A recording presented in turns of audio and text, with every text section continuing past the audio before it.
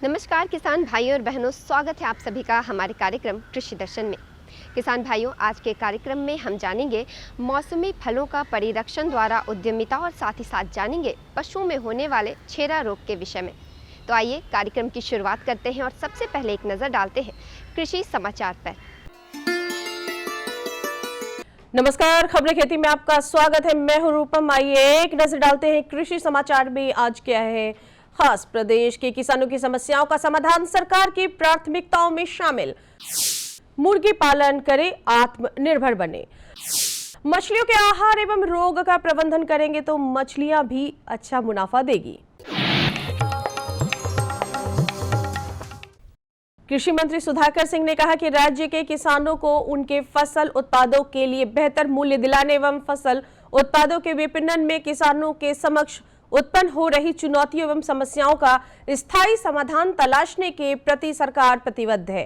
कृषि मंत्री ने बताया कि केंद्र सरकार के स्तर पर कृषि उत्पादों के न्यूनतम समर्थन मूल्य से संबंधित नीतियों के निर्धारण हेतु उच्च स्तरीय समितियों का गठन किया गया है। उन्होंने यह भी बताया कि भारत सरकार के स्तर से कृषि के क्षेत्र में लिए जाने वाले निर्णयों में निर्धारण में बिहार राज्य की प्राथमिकताओं को शामिल करने का केंद्र सरकार से अनुरोध किया जाएगा कि सभी लोगों की बातें, हमारी जो बिहार की जो किसानों की समस्या है वो उत्पादन से लेकर के बाजार तक, वो हमारी भारत सरकार में जो कमेटी है उसके सामने पक्ष हम रखेंगे। किसान भाइयों, सरकार भी मान रही है कि इस बार धान की हरियाली पर मानसून की बेरुखी भारी पड़ चुकी है। ऐसे में हमारे कृषि वैज्ञानिकों ने किसान भाइयों की बची फसल को बचाने के लिए एक तरकीब निकाली है। वह यह कि धान के उन खेतों में ही आप पटवन करें जहां मिट्टी में दरारें नजर आ रही है। जहां दरारें नहीं है वहां पटवन ना करके बारिश की प्रतीक्षा कर सकते हैं। खेतों से खरपतवार की निकाई कर दे क्योंकि यह भी पानी सोखते हैं और नमी की कमी में खाद का इस्तेमाल बिल्कुल ना करें।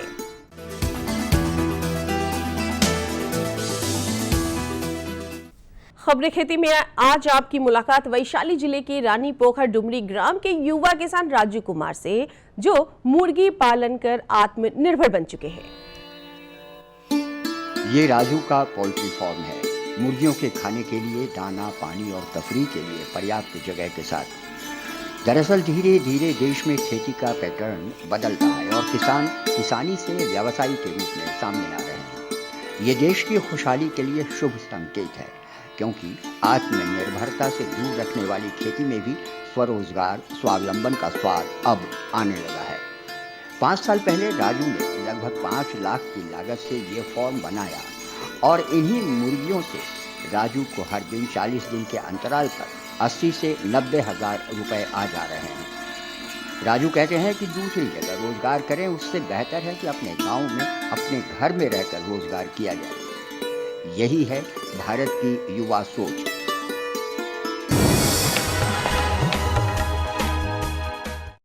दिन ब दिन मछलियों की बढ़ती मांग को देखते हुए कई किसान आजकल मछली पालन की ओर कदम बढ़ा चुके हैं। तालाब और मछलियों का आहार एवं रोग प्रबंधन अच्छे से कर लिया जाए तो मछली व्यवसाय एक मुनाफा वाला व्यवसाय बन सकता है। कुछ बातों का ध्यान रखकर हम मछलियों को रोग मुक्त रख सकते हैं, जैसे प्रति माह तालाब में चूने का प्रयोग, पोटाशियम परमैंगनेट का इस्तेमाल आदि। किसान भाइयों, जायका और पौष्टिकता से भरपूर बटन मशरूम आज का पसंदीदा खाद्य पदार्थ माना जा रहा है। इसलिए हमारे किसान भाई अगर इसकी उन्नत किस्मों से खेती करते हैं तो कम लागत और कम जगह में उपजने वाला मशरूम उन्हें ज्यादा से ज्यादा मुनाफा दे जाता है।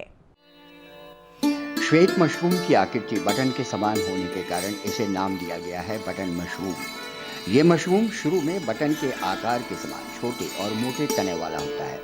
परिपक्व अवस्था में आते ही ये छतरी का रूप बना लेता है। श्वेत बटन मशरूम की 2 प्रजातियां हैं, एगेरिकस बायोस्पोरस जिसके प्रभेद हैं MS39, NCS 6 एवं 11, जबकि एगेरिकस बाइटोरोकस प्रजाति के प्रभेद हैं NCB 1, 6 और 13। बटन मशरूम को उगाने के लिए कंपोस्ट की आवश्यकता होती है। कंपोस्ट भूसा, गेहूं का चापर, यूरिया एवं जिप्सम को एक साथ मिलाकर और फिर सड़ाकर तैयार किया जाता है। मशरूम को लंबे चौड़े खेत नहीं चाहिए। मशरूम आपके घर के एक कमरे में ही अपनी दुनिया बसा लेगा, लेकिन मशरूम को चाहिए किसान का धैर्य, मेहनत और लगन।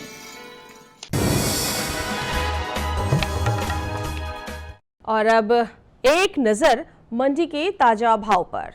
राजधानी सहित प्रदेश की विभिन्न मंडियों में आज चावल और गेहूं के ताजा भाव उतार चढ़ाव के बाद कुछ इस प्रकार स्थिर हुए। सोनम चावल 4000 रुपये प्रति क्विंटल, मंसूरी चावल 3200 से 3500 रुपये प्रति क्विंटल, गेहूं लोकल 2600 रुपये प्रति क्विंटल और गेहूं MP 3600 रुपये प्रति क्विंटल, जबकि सरवती गोल्डन गेहूं 3800 रुपये प्रति क्विंटल। और किसान भाइयों, आप देखिए चलते चलते मौसम का मिजाज। मौसम विज्ञान केंद्र पटना के अनुसार राजधानी पटना सहित प्रदेश में आंशिक बादल छाए रहेंगे। अधिकतम तापमान 34 डिग्री सेल्सियस जबकि न्यूनतम तापमान 24 डिग्री सेल्सियस के आसपास बने रहने की संभावना है। 10 से 20 किलोमीटर प्रति घंटे की रफ्तार से हवाएं चल सकती हैं। किसान भाइयों को सलाह दी जाती है कि बाढ़ प्रभावित धान की फसल को खरपतवार और मोथा से बचाने के लिए इथॉक्सी साल्फुरोन 100 ग्राम 500 लीटर पानी में घोलकर छिड़काव करें। तो अभी आपने कृषि समाचार के माध्यम से खेती की नवीनतम तकनीक, सूचनाएं, मंडी भाव और मौसम का हाल जाना। और इसी के साथ अब वक्त हो चला एक छोटे से विराम का। विराम के बाद हम जल्द लौटेंगे। अरे भाई, सुना नहीं क्या? KCC ने किसानों का जिंदगी बदल दिया है। देश के छोटे किसान 1,60,000 रुपये तक का कर्ज बिना किसी गारंटी को ले पाएंगे। ब्याज खोरों से भी पीछा छूटा।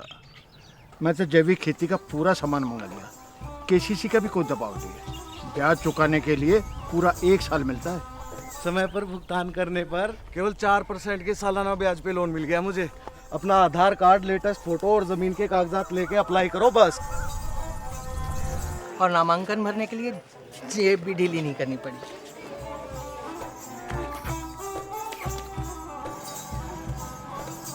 चाचा, उधार चुकाने के 24 घंटे के बाद उतने ही पैसे वापस निकाल सकते हैं। KCC ने किसानों की जिंदगी वाकई बदल दी है। तो आप भी किसान क्रेडिट कार्ड अपनाएं और सहजता से ऋण पाएं। विराम के बाद आपका एक बार फिर से स्वागत है कार्यक्रम कृषि दर्शन में। जैसा कि आप जानते हैं, हमारे देश में फलों का उत्पादन मौसम अनुसार होता है। आप में से ऐसे बहुत से किसान हैं जो फलों का उत्पादन कर बिक्री का व्यवसाय करते हैं, लेकिन कई बार फलों का सही समय पर बिक्री नहीं होने के कारण या फिर अधिक उपज हो जाने के कारण फल सड़ने लगते हैं और इस नुकसान का खामियाजा आप किसान भाइयों को भुगतना पड़ता है। इसके लिए एक बहुत ही बेहतर उपाय है और वो है फलों का परिरक्षण। इस तकनीक में हम रासायनिक विधि से फलों के रूप को बदलकर लंबे समय तक संरक्षित रख सकते हैं। तो आइए जानते हैं हमारे कृषि विशेषज्ञ डॉक्टर कविता वर्मा से मौसमी फलों का परिरक्षण द्वारा उद्यमिता कैसे करें। किसान भाइयों नमस्कार, कार्यक्रम कृषि दर्शन में आपका बहुत बहुत स्वागत है। किसान भाइयों, मौसमी फलों और सब्जियों की खेती आप लोग करते होंगे। अधिक उत्पादन होने पर कई बार उसकी कीमत कम मिलती है, तो इसको अगले मौसम में या मौसम के बाद कैसे इसको उपयोग में लाएं और ज़्यादा से ज़्यादा आय विकसित करें, यानी कि उद्यमिता को अपनाएं। इस विषय पर जानकारी देने के लिए हमारे साथ KVK वैशाली की वैज्ञानिक कविता वर्मा मौजूद हैं। कविता जी, सबसे पहले आप हमें बताइए कि मौसमी फलों और सब्जियों का परिरक्षण क्या है। ये बहुत अच्छा है किसान और भाइयों, आप फल और सब्जियों का खेती करते हैं, लेकिन बहुत मात्रा में हो जाने के बाद आप इसका उपयोग अच्छे से नहीं कर पाते हैं। जो उसको फ्रेश में मौसमी जो फल और सब्जियां होती हैं उसको बहुत प्रचुर मात्रा में आप पैदा करते हैं। जैसे कि हम आम हुआ, लीची हुआ, जो है टमाटर हुआ और अमरूद हुआ, आंवला वगैरह सब बहुत सारी वैरायटी के आप लोग फल और सब्जियां उगाते हैं, जिसमें आप आम वगैरह, आम के सीज़न में आप लोग आम का हम परिरक्षण करने के लिए उसको आम का जैम बना सकते हैं, जेली बना सकते हैं, उसका अचार बना सकते हैं, उसको हम उसको सुखा के पाउडर, अमचूर पाउडर बना के उसको मार्केट में बेच सकते हैं। और लीची जैसे हुआ, बिहार में लीची बहुत ही मात्रा में यहाँ पे होता है, जिसका उपयोग लोग फ्रेश ही करते हैं और इसको हम लीची का स्क्वैश बना के मार्केट में बेच सकते हैं। और जैसे इस समय करौदा हो रहा है, इसको लोग जानते भी नहीं है। करौदा का हम क्या कर सकते हैं? करौदा को हम इसको जाम की तरह बना सकते हैं और इसका अचार बना सकते हैं।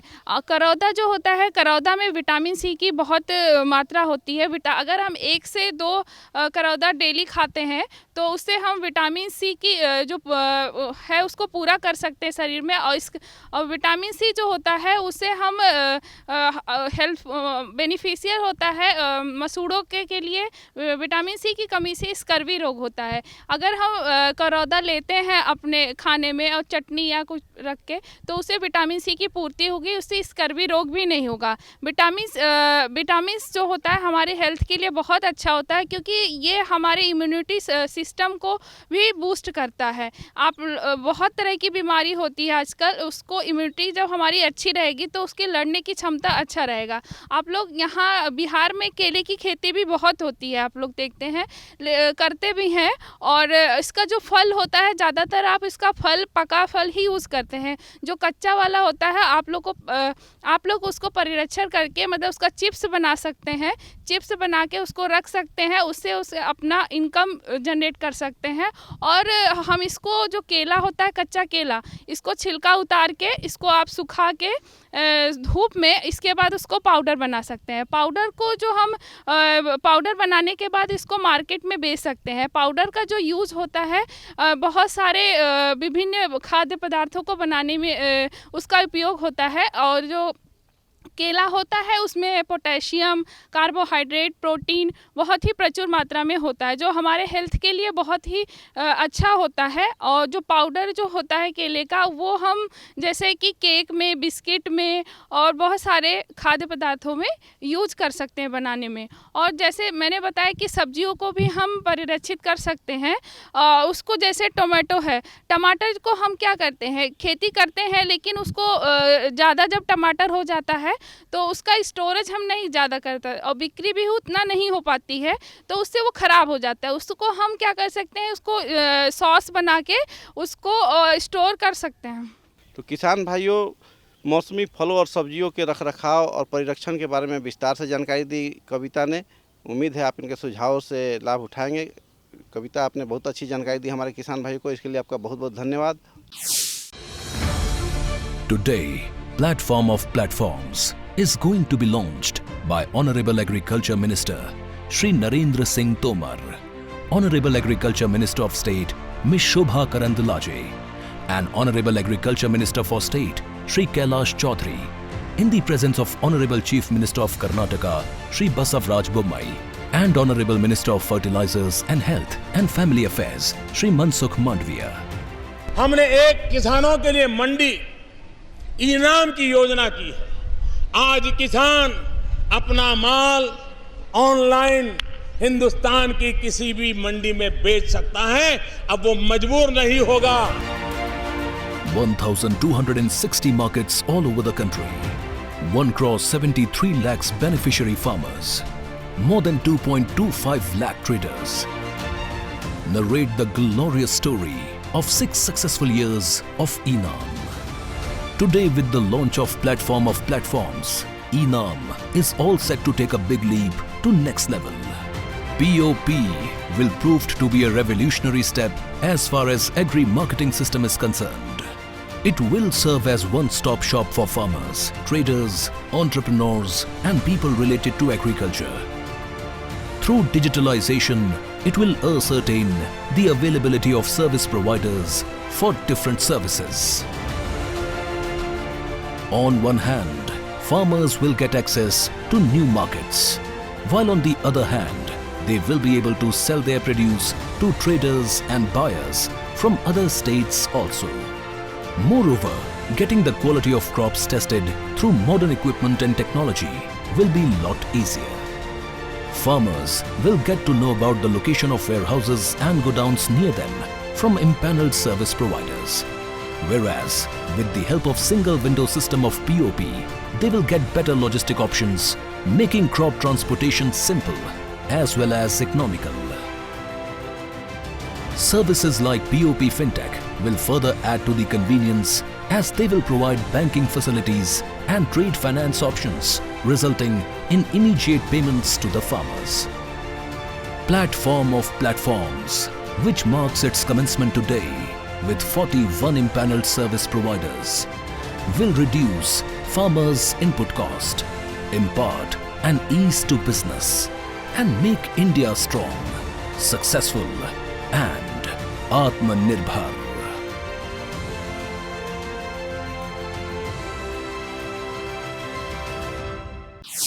किसान भाइयों, अभी आपने मौसमी फलों का परिरक्षण द्वारा उद्यमिता के विषय में विस्तार से जानकारी हासिल की। आइए इसी के साथ अब आपको कार्यक्रम के अगले भाग में लिए चलते हैं, जहां हम जानेंगे पशुओं में होने वाले छेरा रोग के विषय में। ये रोग ख़ास तौर से वर्षा ऋतु में होता है। इस रोग से ग्रसित पशुओं का वज़न धीरे धीरे घटने लगता है, साथ ही साथ दुग्ध उत्पादन में भी कमी आती है। तो आइए जानते हैं इस रोग का बचाव कैसे करें। इस विषय में हमें विस्तृत जानकारी दे रहे हैं हमारे कृषि विशेषज्ञ डॉक्टर सरोज कुमार रजक। नमस्कार किसान भाइयों, स्वागत है आप सभी का कृषि दर्शन कार्यक्रम में। किसान भाइयों, आप लोगों के लिए महत्वपूर्ण जानकारियां और नई जानकारियां हमारे लिए ये बहुत ही ज़रूरी होता है कि हम किस ढंग से आपके समक्ष पहुंचाएं। और हमारा ये प्रयास रहता है कि जो नई जानकारियां हैं वो आपके समक्ष यथाशीघ्र पहुँचें, ताकि आप उससे लाभ प्राप्त कर सकें। और इसी क्रम में हम आज बिहार वेटनरी कॉलेज पटना में आए हुए हैं, और आज का जो हमारा खास विषय है वह है वर्षा ऋतु में होने वाले छेरा रोग से बचाव के बारे में। हाँ जी हाँ किसान भाइयों, पशुओं में अक्सर ये देखा गया है कि वर्षा ऋतु में उनमें एक छेरा रोग होता है, जिससे हमारे पशु बहुत ही ज़्यादा शारीरिक रूप से अस्वस्थ हो जाते हैं। और इसी परिप्रेक्ष्य में, इसी संदर्भ में हम आज बातचीत करने वाले हैं डॉक्टर सरोज कुमार रजक, जो सहायक प्राध्यापक बिहार वेटनरी कॉलेज में कार्यरत हैं। सर, कृषि दर्शन कार्यक्रम में आपका हार्दिक स्वागत है। धन्यवाद। सर, पशुओं में होने वाले छेरा रोग है क्या? देखिए, ये छेरा रोग जो है पशुओं में एक फेसियोला नाम के एक परजीवी से होने वाली बीमारी है। ये एक तरह का अंतः परजीवी है, और ये जो है मतलब आमतौर पे होता क्या है कि जो बरसात में पानी जब जमा हो जाता है छोटे छोटे गड्ढों वगैरह में, तो उसमें जो है जब पानी जमा होने पर क्या होता है कि उसमें ये पनपता है। इसके लार्वा जो हैं, फेसियोला के लार्वा जो है पानी के अंदर में पनपते हैं, और उसके बाद वहाँ से घोंघा के द्वारा जो है ये जो आसपास के घास हैं या कोई और चारा उगा हुआ है उन पौधों तक ये पहुँचते हैं।